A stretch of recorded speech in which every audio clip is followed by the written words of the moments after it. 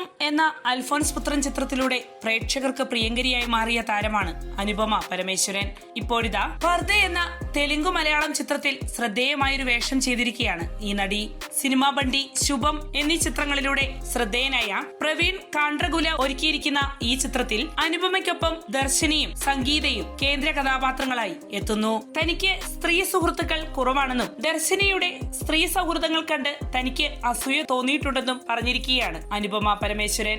സൗഹൃദങ്ങൾ കൊണ്ടുപോകുക എന്നത് എന്നെ സംബന്ധിച്ച് വളരെയേറെ ബുദ്ധിമുട്ടുള്ള കാര്യമാണ്. എനിക്കുണ്ടായിരുന്ന പല സുഹൃത്തുക്കളും ഞാൻ നടിയാണ് എന്റെ ആറ്റിറ്റ്യൂഡ് മാറിയെന്ന തോന്നലിൽ മാറിപ്പോയിട്ടുണ്ട്. എന്റെ അമ്മയാണ് എന്റെ ഏറ്റവും അടുത്ത സ്ത്രീ സുഹൃത്ത്.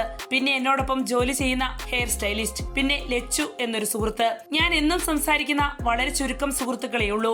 ദർശനിക്ക് ഒരുപാട് സ്ത്രീ സുഹൃത്തുക്കളുണ്ട്. അതിലെനിക്ക് നല്ല അസൂയയുണ്ട്. എന്തൊരു ഫണ്ണായിരിക്കും ജീവിതം. അതുമാത്രമല്ല, ഒരു സ്ത്രീ മറ്റൊരു സ്ത്രീയെ മനസ്സിലാക്കുന്നത് പോലെ മറ്റൊരാൾക്കും കഴിയില്ല.